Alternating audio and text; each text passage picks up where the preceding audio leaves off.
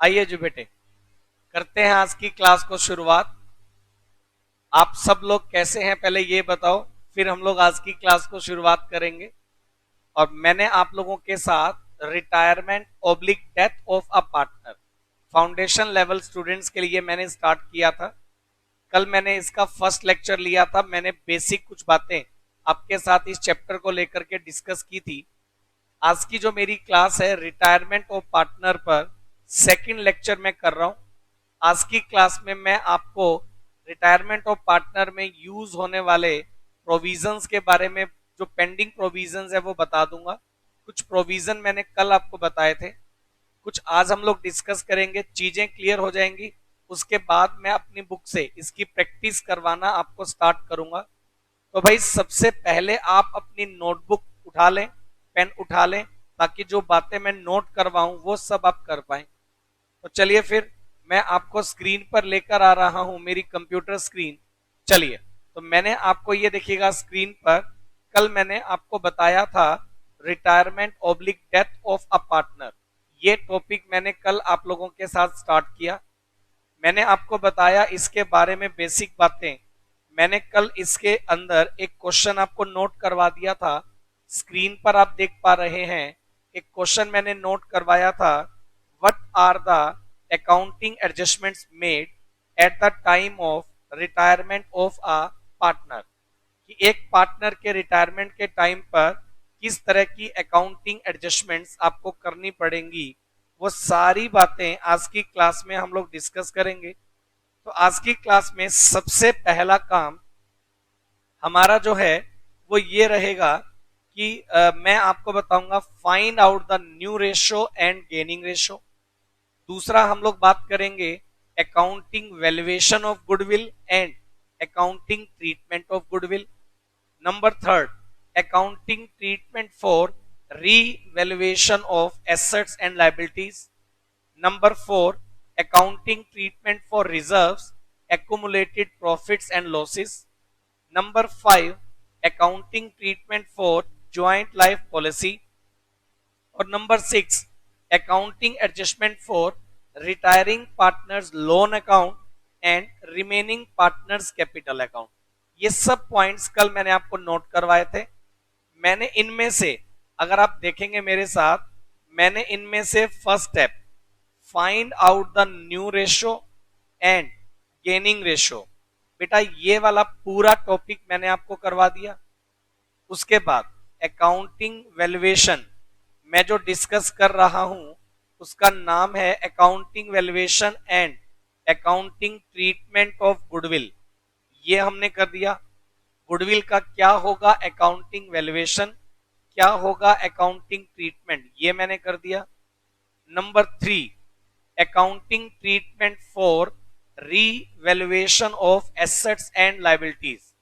हमें ये देखना पड़ेगा कि एसेट्स और लायबिलिटीज का अगर हम लोग करेंगे रीवैल्यूएशन, तो रीवैल्यूएशन करने पर क्या इफेक्ट आने वाला है ये हम लोग चेक करेंगे। उसके बाद रिजर्व्स और ज्वाइंट लाइफ पॉलिसी। आज की क्लास में फर्स्ट ऑफ ऑल मैं रीवैल्यूएशन को लेकर पूरा कंसेप्ट, रिजर्व्स को लेकर के पूरा कंसेप्ट, ज्वाइंट लाइफ पॉलिसी को लेकर के पूरा कंसेप्ट आपके साथ डिस्कस करने वाला हूं। तो चलिए स्टार्ट करते हैं अकाउंटिंग ट्रीटमेंट। मैंने रेशो और गुडविल को लेकर कल आपको पूरा ट्रीटमेंट बता दिया था। आज की क्लास में नंबर थर्ड आप मेरे साथ नोट करिए, accounting treatment for accounting treatment for accounting treatment for revaluation of accounting treatment for revaluation of assets and liabilities। accounting treatment for revaluation of assets and liabilities। हमें क्या करना है, accounting treatment for revaluation of assets and liabilities, इसके बारे में discussion करना है कि एसेट्स और लायबिलिटीज का अगर आप रीवैल्यूएशन करेंगे तो क्या इंपैक्ट आने वाला है। मैं आपको बता दूं, एक पार्टनर के रिटायरमेंट के टाइम पर हम टेम्परेरीली बेटे एक रीवैल्यूएशन अकाउंट बना लेंगे, जो कि बनाया जाएगा एसेट्स और लायबिलिटीज के रीवैल्यूएशन के इफेक्ट के लिए। और मैं बता दूं रीवैल्यूएशन अकाउंट, बेटे आप लोगों को मैं बता दूं रीवैल्यूएशन अकाउंट एक नॉमिनल अकाउंट होता है। रीवैल्यूएशन अकाउंट एक नॉमिनल अकाउंट होता है। रीवैल्यूएशन अकाउंट एक नॉमिनल अकाउंट होगा। और रीवैल्यूएशन अकाउंट अगर आपका नॉमिनल है तो debit all expenses and losses, debit all losses. जब आप रीवैल्यूएशन करेंगे जितने लॉस होंगे सब debit, credit all gains, credit all gains. Revaluation करने पर जितने होंगे फायदे वो हो जाएंगे इसमें क्रेडिट। ये बात मैंने आपको बताई थी। चलिए, तो इन सबके बिहाफ पर मैं आपको बनाकर देता हूं first of all journal entries. मैं आपको बनाकर दे रहा हूं जर्नल एंट्रीज। मैंने आपको यह बताना है कि भाई जर्नल एंट्रीज कैसे बनेंगी। तो चलिए, अगर मैं बात करूं जर्नल एंट्रीज को लेकर, तो नंबर 1, आप जब एसेट्स और लायबिलिटीज का रीवैल्यूएशन करेंगे for increase in the value of asset, for increase in the value of assets. अगर भाई एसेट्स की वैल्यू में होता है इंक्रीज, अगर तो एसेट्स की वैल्यू में होगा इंक्रीज, तो हमें होने वाला है रीवैल्यूएशन में बेनिफिट। एंट्री क्या बनाएंगे? Asset account debit to revaluation account. Entry बनाएंगे asset account debit to revaluation account. Entry बनेगी asset account debit to revaluation account. ये एंट्री तब बनेगी जब आप क्या करेंगे, एसेट्स की वैल्यू को करेंगे इंक्रीज, तब एंट्री बनेगी asset account debit to revaluation account. Number 2 लिखो, अगर आपकी एसेट की वैल्यू में होगा decrease.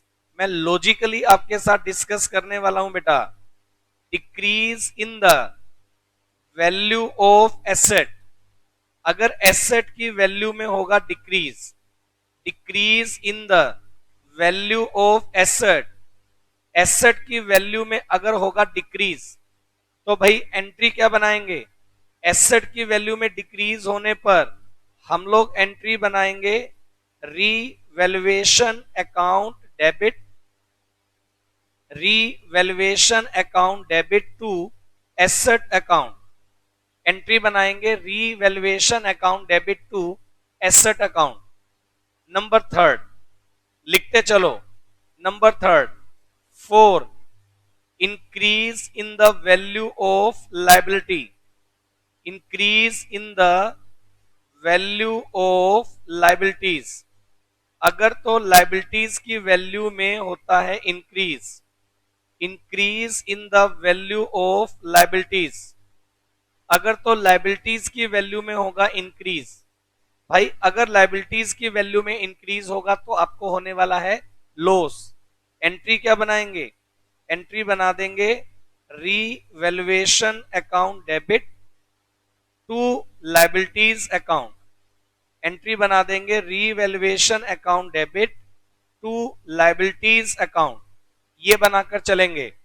Number 4, 4, decrease in the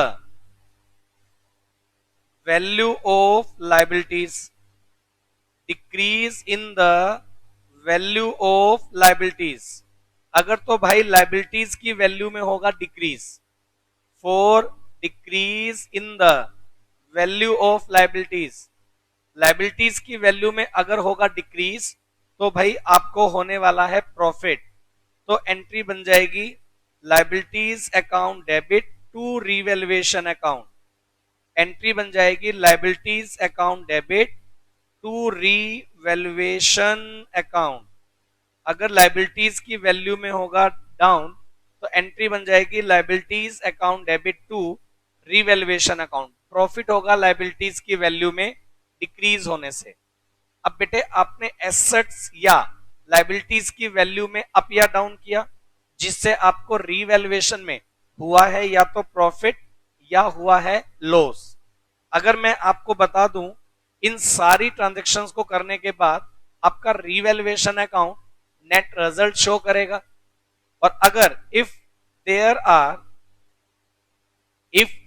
are profit on revaluation, if there are profit on revaluation, अगर तो ऐसा करने के बाद रीवैल्यूएशन में होता है प्रॉफिट, अगर तो ऐसा करने के बाद रीवैल्यूएशन में होता है प्रॉफिट, तो हम लोग एंट्री बना देंगे revaluation account debit, revaluation account debit to old partners capital account.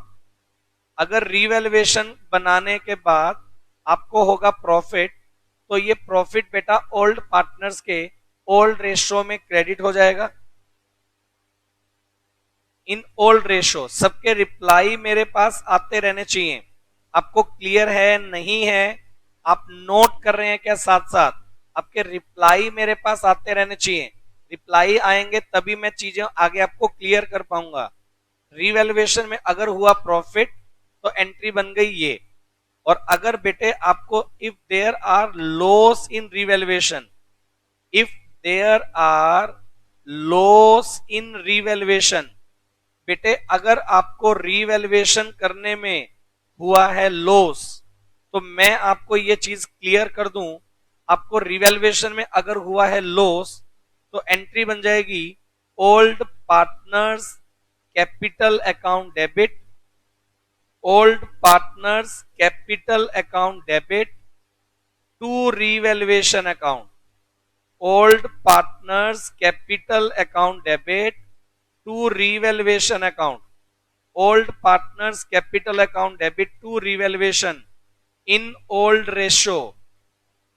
Old partner के ओल्ड रेशो में इसे हम लोग डिवाइड कर देने वाले हैं। अगर रीवैल्यूएशन में लॉस होगा तो ओल्ड पार्टनर के ओल्ड रेशो में रीवैल्यूएशन का लॉस हम लोग कर देंगे डिवाइड। अब सब लोग मेरे को बताते चलिए, ये वाली बात क्लियर है क्या? लॉस होगा तो भी ओल्ड पार्टनर्स में राइट ऑफ होगा। ओल्ड पार्टनर मतलब इंक्लूडिंग रिटायरिंग पार्टनर। सही बात है, लिखते चलो। और मैं आपको ये भी बता दूं, इन सब बातों के अकॉर्डिंग अगर बेटे आपको बनाना पड़े रीवैल्यूएशन अकाउंट, ऊपर जो एंट्रीज आपने बनाई थी भाई, उसमें आपको रीवैल्यूएशन अकाउंट अगर मेंटेन करना पड़े तो रीवैल्यूएशन अकाउंट ऊपर दी गई एंट्री के बिहाफ पर आप मेंटेन करेंगे। ये आपकी आ गई डेबिट साइड, ये आपकी आ गई क्रेडिट साइड। मैं आपको क्लियर कर दूं सब लोगों को, अगर आपकी रीवैल्यूएशन में लॉस होंगे तो रीवैल्यूएशन की डेबिट, प्रॉफिट होंगे तो रीवैल्यूएशन अकाउंट की क्रेडिट साइड। लॉस कब हुआ था?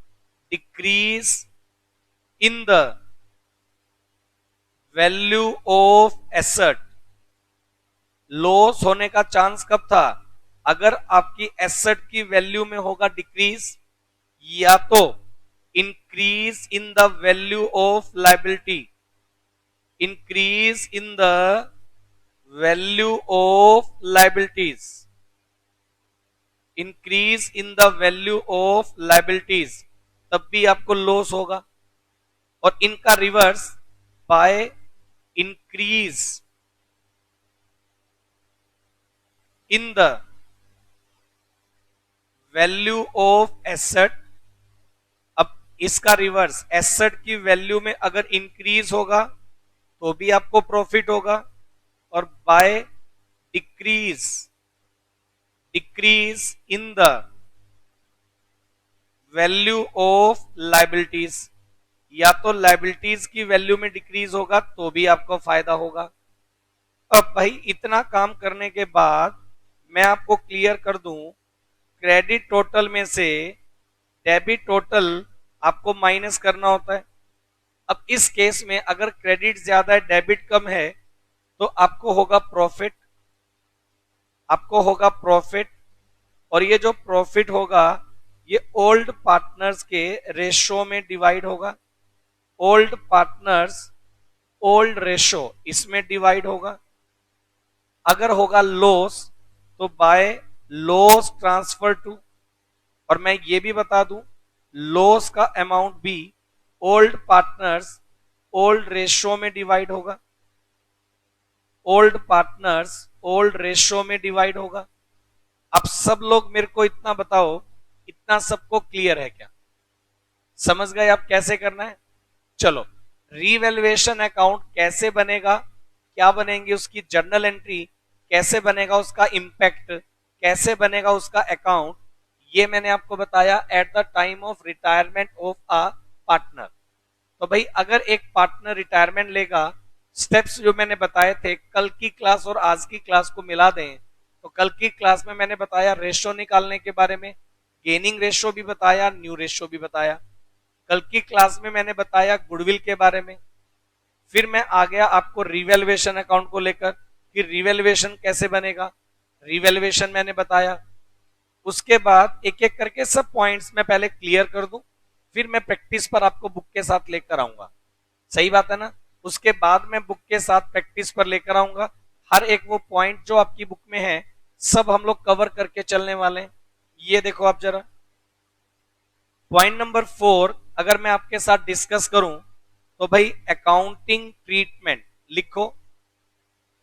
Accounting treatment for reserves, accounting treatment for reserves, accumulated profits and losses. Accounting treatment for reserves, accumulated profits and losses. Reserves को लेकर, accumulated profit और losses को लेकर क्या ट्रीटमेंट होंगे वो मैंने आपको बताना है। क्या होता है बेटा, एबीसी मान लो 3 पार्टनर हैं और तीनों पार्टनर ने एक बिजनेस स्टार्ट कर रखा था पार्टनरशिप में, और ये लोग क्या करते हैं, बिजनेस के जो प्रॉफिट्स हैं, बिजनेस से जो प्रॉफिट अर्न करते हैं उसका एक पार्ट या तो कर लेते हैं रिजर्व और या रखते हैं अनडिस्ट्रीब्यूटेड, जिसे हमने नाम दिया एक्युमुलेटेड प्रॉफिट्स का। अब मान लीजिए पार्टनर्स की बैलेंस शीट में रिजर्व्स या एक्युमुलेटेड प्रॉफिट्स का बैलेंस है। पार्टनर्स की बैलेंस शीट में या तो रिजर्व्स का बैलेंस है या तो एक्युमुलेटेड प्रॉफिट्स का बैलेंस है। तो भाई अगर ऐसा हुआ तो एक पार्टनर के रिटायरमेंट, मान लो मैं सी पार्टनर को रिटायरमेंट दे दूं, तो सी पार्टनर को रिटायरमेंट देने के टाइम पर हमें क्या करना पड़ेगा, इन रिजर्व्स का या एक्युमुलेटेड प्रॉफिट्स का, तो उसको लेकर के बात है। जनरली आपको क्वेश्चन में यही मिलेगा कि रिजर्व्स का जो अमाउंट है उसको ओल्ड पार्टनर्स में डिस्ट्रीब्यूट कर देना है। मैं अगर आपको प्रैक्टिकली बताऊं तो इसके 2 केस हो सकते हैं, मैं दोनों करवा देता हूं, लिखो।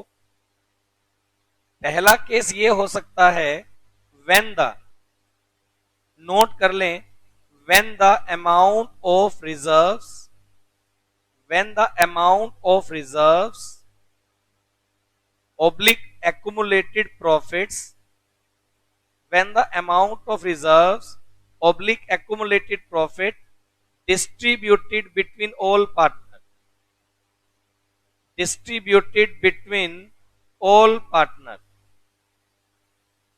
distributed between all partner, हर पार्टनर के बीच में अगर रिजर्व या प्रॉफिट्स के अमाउंट को करना हो डिस्ट्रीब्यूट, तो भाई एंट्री क्या बनेगी, एंट्री बनाएंगे रिजर्व्स अकाउंट डेबिट, एंट्री बनाएंगे रिजर्व्स अकाउंट डेबिट, या तो एंट्री बनाएंगे accumulated profits account debit, reserves account debit या तो accumulated profits account debit to old partners capital account, reserve या तो एक्युमुलेटेड प्रॉफिट्स, इनको बेटे ओल्ड पार्टनर के ओल्ड रेशो में आप कर दीजिए डिस्ट्रीब्यूट। इन ओल्ड रेशो। मैं आपको ये बात क्लियर कर रहा हूं, ओल्ड पार्टनर के ओल्ड रेशो में आप इनको कर दीजिए डिस्ट्रीब्यूट। एक पॉइंट बनाकर लिख रहा हूं, if there are accumulated loss, if there are accumulated loss, accumulated loss अगर है, आपको मैं बता दूं पी एंड एल अकाउंट का debit balance, P and L account का डेबिट बैलेंस अगर तो एसेट साइड में अपीयर है, पी एंड एल अकाउंट का डेबिट बैलेंस अगर एसेट साइड में अपीयर है, देयर आर एक्यूमुलेटेड लॉस, अगर हमारे पास एक्यूमुलेटेड लॉस है, इसका मतलब पी एंड एल अकाउंट का डेबिट बैलेंस आपके पास है, क्या करेंगे उसका? तो मैं आपको बता दूं, पी एंड एल का अगर एक्यूमुलेटेड लॉस है तो उसका हम क्या करेंगे, उसे डिवाइड कर देंगे ओल्ड पार्टनर के ओल्ड रेशो में। एंट्री बनाएंगे old partners capital account debit, entry बनाएंगे old partners capital account debit, old partners capital account debit to P and L account, P and L का डेबिट बैलेंस था, credit कर दो in old ratio, old partner के old ratio में आप इसको कर दें डिवाइड, ओल्ड पार्टनर के ओल्ड रेशो में आप इसको कर दें डिवाइड। ये वाली बात बताओ क्लियर क्या? सही है। चलो, तो मैंने आपको ये बताया, अगर रिजर्व्स या एक्यूमुलेटेड प्रॉफिट्स हैं और उसको ओल्ड पार्टनर में करना है डिस्ट्रीब्यूट, तब मैंने ये केस बता दिया। बेटा ऐसा भी हो सकता है कि भाई अगर पार्टनर्स ये डिसाइड कर लें कि भाई पार्टनर के रिटायरमेंट के टाइम पर रिजर्व्स को ओल्ड पार्टनर्स में डिस्ट्रीब्यूट नहीं करना, पार्टनर्स ऐसा भी डिसाइड कर सकते हैं। अगर ऐसा है, when the partner decided,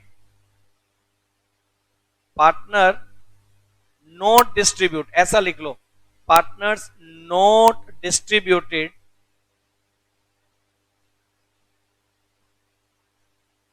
partners not distributed the amount of reserves,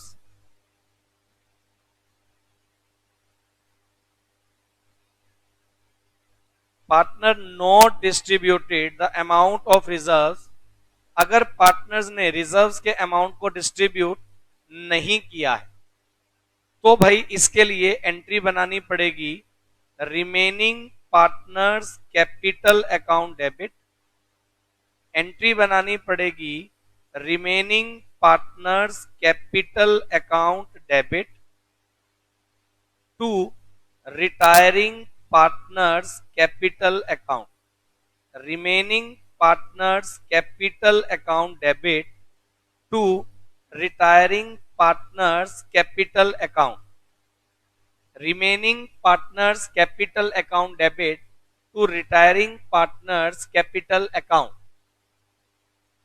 in gaining ratio, remaining partners capital account debit to retiring partners capital account in gaining ratio, remaining partner जो हैं retiring partner को amount पे कर देंगे gaining ratio में, और इसके बाद रिजर्व्स का अमाउंट डिस्ट्रीब्यूट नहीं होगा, बैलेंस शीट में एज इट इज मेंटेन रहेगा।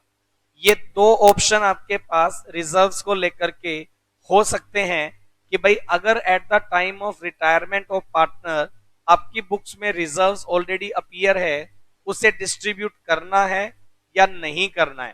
पहली बात समझ लो, अगर क्वेश्चन में कुछ भी गिवन नहीं है तो आप ये मानकर चलिएगा कि रिजर्व्स का जो अमाउंट है उसे डिस्ट्रीब्यूट करना होता है। सही है, तो डिस्ट्रीब्यूट करने वाली एंट्री बना दो। और अगर आपको ये दिया गया कि रिजर्व्स के अमाउंट को डिस्ट्रीब्यूट नहीं करना, तो आप बना दो remaining partners capital account debit to retiring partners capital account. ये एंट्री हम लोग बनाएंगे, remaining partners capital account debit to retiring partners capital account, ये वाली एंट्री हम लोग बनाएंगे। सही बात है बेटे। चलो, इतनी वर्किंग आने के बाद फिर मैं आपको क्लियर करता हूं। Remaining partner to retiring partner, ये मैंने आपको बता दिया, इस तरह से बनाएंगे। इसके अलावा बेटे अगर मैं आपको ये क्लियर कर दूं, इतना काम हो गया। मैंने आपको गुडविल का केस कल बता दिया, रेशो बता दिया, आज मैंने रिवैल्यूएशन बता दिया, रिजर्व्स बता दिया। एक पॉइंट है, लिखिएगा जरा सब लोग, accounting treatment for joint life policy. Accounting treatment for joint life policy. Joint life policy बेटा इसका सबसे ज्यादा ट्रीटमेंट डेथ वाले केस में आएगा। अभी मैं पढ़ा रहा हूं आपको रिटायरमेंट, लेकिन मैं बता दूं जब इसी में रिटायरमेंट कंप्लीट करके मैं आपको डेथ पढ़ाऊंगा तो डेथ के टॉपिक में तो ये बहुत डिटेल से पढ़ाऊंगा मैं आपको ज्वाइंट लाइफ पॉलिसी बता दूं बच्चे, इसको शॉर्ट फॉर्म में जेएलपी बोलते हैं, ज्वाइंट लाइफ पॉलिसी। अब सबसे पहले आपको यह समझ लेना है what do you mean by joint life policy. बेटे ज्वाइंट लाइफ पॉलिसी बेसिकली अगर मैं बताऊं क्या है, तो भाई ज्वाइंट लाइफ पॉलिसी का मतलब यह रहता है, मान लीजिए एक पार्टनरशिप फर्म है जिसमें 3 पार्टनर हैं, ए, बी और सी। मान लीजिए एक पार्टनरशिप फर्म में 3 पार्टनर हैं, ए, बी और सी। ठीक बात है। तीनों ने अपनी फर्म का एक इंश्योरेंस करवा रखा है, ज्वाइंट लाइफ इंश्योरेंस। बेटे ज्वाइंट लाइफ इंश्योरेंस में यह रहता है, कंपनी क्या करती है, एक पॉलिसी बनाती है पार्टनरशिप फर्म के लिए और उसका एक एनुअल प्रीमियम जो है फर्म से चार्ज करेगी। ज्वाइंट लाइफ पॉलिसी का आपको बेनिफिट बेटे ये मिलता है कि ज्वाइंट लाइफ पॉलिसी में जितने पार्टनर्स फर्म में हैं, एक पार्टनर की भी डेथ हो गई तो आपको पूरा क्लेम जो है वो रिसीव होगा।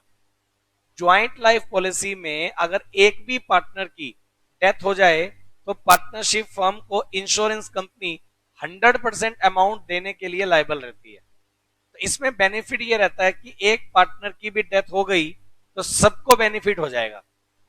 आप बोलेंगे सर एक partnership firm joint life policy क्यों लेती है? बेटे देखो प्रैक्टिकल बात मैं आपको बताता हूं। एक पार्टनरशिप फर्म है जिसमें 3 पार्टनर है, एबीसी, ठीक है। एक पार्टनर सी की डेथ हो गई। अब सी की डेथ के बाद सी का नॉमिनी आ जाएगा, सी का जो बेटा वाइफ जो भी है वो आ जाएगा फर्म में और क्या बोलता है कि भाई मेरा जो हमारा पर्सन था सी, उसकी तो हो गई है डेथ, तो लाओ हमारा पेमेंट का हिसाब कर दो, हमें आपके साथ पार्टनरशिप फर्म में कंटिन्यू नहीं करना है, तो लाओ जो सी का शेयर बनता है हमें दे दो। अब एक प्रॉब्लम वाली बात क्या है कि ए और B at a time cash कहां से लेकर आए। अब ए और बी अगर बिजनेस से कैश विड्रॉ करके, स्टॉक सेल करके, डेटर से पैसा लाकर जो कैश है अगर सी की पेमेंट में दे देंगे तो भाई ए और बी बिजनेस को कंटिन्यू कैसे करेंगे? ए और बी ने बिजनेस भी तो रन करना है। तो प्रैक्टिकली क्या है कि अगर सी की डेथ के बाद जो नॉमिनी सी का है उसको शेयर कहां से दें, उसको सी का शेयर पे करने के लिए अमाउंट कहां से आएगा? या तो ए और बी के पास इतनी पोजीशन हो कि ए और बी अपने पर्सनल फंड्स में से लाकर सी का शेयर परचेज कर ले, और अगर ऐसा पॉसिबल नहीं है तो सी को पेमेंट देने के लिए कैश कहां से आएगा? तो इन्होंने क्या किया, इस बात को कंसीडर किया और उन्होंने करवा ली एक ज्वाइंट लाइफ पॉलिसी। अब एक बात सोचो, एक भी पार्टनर की अगर डेथ हो गई तो पॉलिसी का अमाउंट तो मिलेगा, और पॉलिसी का जो अमाउंट है वो अकेला डेथ होने वाले पार्टनर को नहीं मिलेगा बल्कि तीनों में डिवाइड होगा, क्योंकि उसका प्रीमियम फर्म पे कर रही है। एक्सपेंस अगर फर्म का है तो वो इनकम अगर प्रीमियम से, एक्सपेंस अगर फर्म का है, पॉलिसी से अगर कोई अमाउंट जनरेट होगा तो वो फायदा भी फर्म का होगा जो पार्टनर्स के सभी रेशो में डिवाइड होगा। तो अल्टीमेटली एक पार्टनर की डेथ होने से तीनों पार्टनर्स के हाथ में पैसे आ गए, क्योंकि पॉलिसी अगर एक पार्टनर की डेथ होगी, पॉलिसी अमाउंट जो आएगा वो तीनों में डिवाइड होगा। अब तीनों में डिवाइड होगा, सी को तो सी का शेयर मिला, ए को अपना मिल गया, बी को अपना मिल गया, तो भाई ए और बी के हाथ में पॉलिसी वाले पैसे आ गए। तो अब क्या होगा, सी का पेमेंट करने में हमें थोड़ा हेल्प हो जाएगा, क्योंकि ए और बी अपने वाले शेयर से सी को पेमेंट करके सी का शेयर परचेज कर लेंगे। तो एक भी पार्टनर की डेथ हो गई तो सबका फायदा हो रहा है। लेकिन मैं जो बात अब आपके साथ करने वाला हूं, मेरी बात को बिल्कुल ध्यान से समझना बेटा। अब क्या होगा जब मैं ज्वाइंट लाइफ पॉलिसी लूंगा, बेनिफिट आपको कब मिलता है, जब किसी की डेथ होगी। अब अगर डेथ नहीं हुई, मैं यहां जो चैप्टर पढ़ा रहा हूं, सी रिटायर्स। अब सी ने रिटायरमेंट लिया, रिटायरमेंट हुई है, डेथ तो किसी की हुई नहीं है। अब कंपनी तो कोई पैसा देगी नहीं। तो भाई ऐसी सिचुएशन में क्या होता है, मैं आपको बता देता हूं। आप जब कोई इंश्योरेंस पॉलिसी लेते हैं, तो इंश्योरेंस पॉलिसी में कॉन्टिन्यूसली जब आप प्रीमियम पे करेंगे, तो प्रीमियम पे करने के बाद इंश्योरेंस कंपनी हर साल पॉलिसी की एक वैल्यू रेज करती है, जिसका नाम होता है बेटा सरेंडर वैल्यू।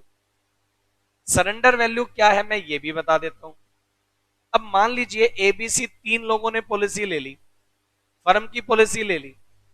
अब वो पॉलिसी चल रही है मान लो 20 ईयर्स तक, हमें उसमें 20 साल तक प्रीमियम पे करना है।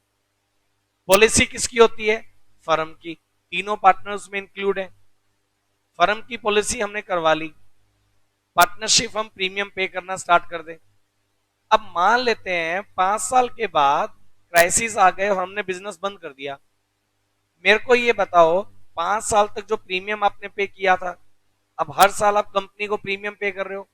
5 साल के बाद ऐसी पोजीशन आ गई, आपको बिजनेस बंद करना पड़ गया।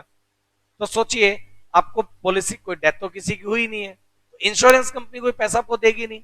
तो 5 साल तक जो प्रीमियम आपने पे किया, गया पानी में, गया ना पानी में। तो आप पॉलिसी लेंगे तो आपके दिमाग में पॉलिसी लेने से पहले भी तो ये बात आएगी, ये जरूरी थोड़ी ना कि 20 साल में किसी की डेथ होगी या 20 साल में हम लोग कंटिन्यू कर पाएंगे। तो इसीलिए जब हम पॉलिसी करवाएंगे, तो इंश्योरेंस कंपनी से डिमांड करेंगे सरेंडर वैल्यू की, कि भाई अगर हम किसी भी टाइम पॉलिसी छोड़ना चाहें, कंपनी को सरेंडर करना चाहें, तो उस सिचुएशन में क्या होगा। तो इंश्योरेंस कंपनी आपको एक प्रॉमिस करती है सरेंडर वैल्यू का, कि भाई आपको कंटिन्यूअसली मान लो 2 या 3 साल तक तो प्रीमियम एटलीस्ट पे करना है। उसके बाद आपकी पॉलिसी की हर साल कंपनी आपको देगी सरेंडर वैल्यू। मतलब ये, अगर आप पॉलिसी बीच में छोड़ दें, उस दिन जो सरेंडर वैल्यू होगी कंपनी आपको वो पे कर देगी। सही है, और वो सरेंडर वैल्यू तीनों में डिवाइड हो जाएगी। अब यहां बात क्या है, जो केस बन गया, एबीसी तीन पार्टनर है, सी रिटायरमेंट ले रहा है। अब सी जिस दिन रिटायरमेंट लेगा, पॉलिसी की सरेंडर वैल्यू तो उस दिन आएगी। सी क्या बोलेगा कि भाई इस पॉलिसी को सरेंडर करवा लो। सरेंडर करवाएंगे तो पैसे मिलेंगे, पैसे मिलेंगे तो तीनों में डिवाइड होंगे। अब उस सिचुएशन में क्या ए और बी, ए बी सी मिलकर के पॉलिसी को सरेंडर करवा लें। सी के जाने से अगर पॉलिसी सरेंडर करवाएंगे, तो प्रैक्टिकली बता दूं सरेंडर वैल्यू प्रीमियम पेड से कम होती है, उसमें थोड़ा लॉस होगा। तो ए और बी ने सोचा कि भाई क्यों ना सी को उसके हिस्से का पेमेंट हम देकर फारिग कर दें, पॉलिसी को आगे कंटिन्यू चलने देते हैं। अब पॉलिसी किसकी बच जाएगी, फर्म के रिमेनिंग पार्टनर्स की बच जाएगी। ऐसा पॉसिबल है। तो अगर ऐसा मैं ट्रीटमेंट करूंगा, तो eight the time of retirement of partner, surrender value को ट्रीट करने के क्या मैक्सिमम पॉसिबल केस हो सकते हैं, वो मैं आपको नोट करवाने वाला हूं। मजा आया ना, चीजें क्लियर है ना। बताओ फटाफट से, पहले अगर आपको क्लियर है तो ही मैं आगे बढ़ूंगा, वरना मैं आगे पढ़ाऊंगा ही नहीं। अब पहले मेरे को रिप्लाई करो, रिप्लाई आएगा तभी मैं आगे की बात करूंगा। बताओ फटाफट से, आपको समझ में आ रहा है क्या। अगर समझ में नहीं आएगा तो मैं आगे नहीं पढ़ा रहा। फटाफट से रिप्लाई करो।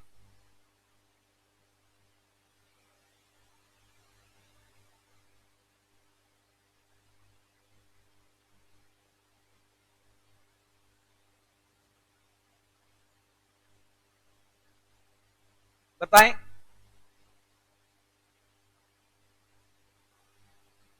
जितने बच्चे मेरी क्लास ये कर रहे हैं, सब लोग बताएं मेरे को। सबके रिप्लाई आने स्टार्ट हो गए, सबके रिप्लाई आ रहे हैं मेरे पास। यस सर क्लियर है सर, यस सर क्लियर है। चलिए डन सर, बढ़िया, चलो चलो वेरी गुड, बहुत बढ़िया बहुत बढ़िया। सब बच्चों के मेरे पास रिप्लाई आ रहे हैं, बढ़िया। तो लिखो फिर, अब लिखवाऊंगा। रिप्लाई आ गए, अब मजा आ गया, अब नोट करवाऊंगा।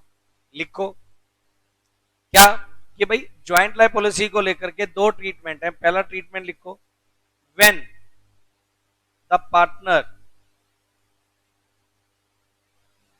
Raise surrender value in the books of accounts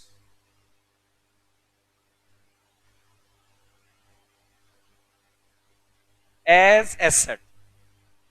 मतलब ये कि अगर पार्टनर्स ये डिसाइड कर लें कि भाई सरेंडर वैल्यू जो है उसको बुक्स में एज अ एसेट शो करना है, अगर पार्टनर सरेंडर वैल्यू को एज अ एसेट शो करेंगे, इसका इंपैक्ट ये आएगा, आप सुनिए। एंट्री बना देंगे joint life policy account debit, entry बना देंगे joint life policy account debit to old partners capital account, old partners capital account. मतलब ये कि पार्टनर्स ने ये मान लिया कि भी जो ज्वाइंट लाइफ पॉलिसी की सरेंडर वैल्यू है वो फर्म के लिए एक तरह का एसेट है। अब जब चाहो इतने पैसे तो इंश्योरेंस कंपनी से ले सकते हो। आपने उसको एज अ एसेट अज्यूम कर लिया और एंट्री आपने बना दी। ऐसा करने से, अगर आप एंट्री ये बना देंगे, ऐसा करने से आपकी जो बैलेंस शीट है उस पर क्या इंपैक्ट आएगा? उस पर ये इंपैक्ट आएगा, इधर तो आप दिखा देंगे ज्वाइंट लाइफ पॉलिसी और इधर आप दिखा देंगे partners capital account. Asset side में आपके जितने भी पार्टनर्स एबीसी होंगे उनकी कैपिटल इंक्रीज हो जाएगी, एसेट में ज्वाइंट लाइफ पॉलिसी इंक्रीज हो जाएगी और लाइबिलिटीज में कैपिटल इंक्रीज हो जाएगी। सही बात है। और अगर मैं ये कह दूं, सुनो, अगर तो मैं ये कह दूं दूसरा केस भी मेरे पास हो सकता है, केस नंबर 2 मेरे पास हो सकता है। when the partner not raised surrender value in the books of accounts, अगर पार्टनर्स सरेंडर वैल्यू को बुक्स ऑफ अकाउंट्स में रेज नहीं करते, अगर पार्टनर्स सरेंडर वैल्यू को बुक्स ऑफ अकाउंट्स में रेज नहीं करते, अगर सरेंडर वैल्यू को बुक्स ऑफ अकाउंट्स में रेज नहीं करेंगे, तो भाई फिर एक एंट्री आपको बनानी पड़ेगी। लिखो, एंट्री बनानी पड़ेगी remaining partners capital account debit, entry बनानी पड़ेगी remaining partners capital account debit to retiring partners capital account, remaining partners capital account debit to retiring partners capital account. Remaining partner अपने गेनिंग रेशो में, in gaining ratio, बेटा remaining partners अपने gaining ratio में retiring partner को उसका share joint life policy में पे कर देंगे। सरेंडर वैल्यू को बुक्स में रेज ना करके रिमेनिंग पार्टनर्स रिटायरिंग पार्टनर को उसका शेयर पे कर देंगे। एंट्री बन जाएगी remaining partners capital account debit to retiring partners capital account in gaining ratio. ये वाली एंट्री बन जाएगी ज्वाइंट लाइफ पॉलिसी को लेकर। सही बात है। मैंने आपको ज्वाइंट लाइफ पॉलिसी के 2 ट्रीटमेंट हो सकते थे, दोनों बता दिए, और दोनों ही ट्रीटमेंट में सरेंडर वैल्यू का रोल रहेगा, फुल वैल्यू का रोल नहीं होगा। ये बातें मैंने आपके साथ डिस्कस कर ली हैं। और मैं आपको बता दूं, अभी तक की क्लास में मैंने आप लोगों को ये पढ़ा दिया किस तरह से अकाउंटिंग होगी eight the time of retirement of a partner. Very first class जो कल हमने क्लास की थी, एक बार फिर से सुन लें। अभी तक क्लास में मैंने आपको कल ये पढ़ाया था कि भाई 6 स्टेप हैं, जिनमें से 5 मैंने करवा दिए। पहला स्टेप रेशियो फाइंड आउट करना, सेकंड गुडविल का accounting treatment, third revaluation, fourth accounting treatment for reserves and accumulated profit and losses, fifth accounting treatment for joint life policy, सबके ट्रीटमेंट क्या होंगे eight the time of retirement, ये मैंने आपको करवा दिए। अब इन सब पॉइंट्स को असेंबल करके सब्जेक्टिव क्वेश्चन जब आप बनाएंगे तो आपका 6 पॉइंट जो है वो निकल कर आएगा कि settlement of loan for the retiring partner and and remaining partners capital account कैसे एडजस्टमेंट होगा, ये मैंने आपको बता दिया बेटा। सही है, इतना आप करें, बढ़िया लेवल पर आप करें। कल की क्लास से मैं आपको प्रैक्टिस करवाना स्टार्ट कर दूंगा बुक से। आपका जो स्टडी मटेरियल है, जो बुक मैंने आपको इशू कर रखी है, सारे क्वेश्चन जितने आपके स्टडी मटेरियल में मेरी बुक में है 1 to 1 मैं आपको जैसे पिछले चैप्टर्स करवा कर आया हूं, इस चैप्टर में भी हम लोग डिस्कस करने वाले हैं। तो बने रहे आप मेरे साथ क्लास में। नेक्स्ट क्लास में फिर मिलते हैं नए टॉपिक, नए क्वेश्चंस के साथ। Thank you so much, tata bye bye.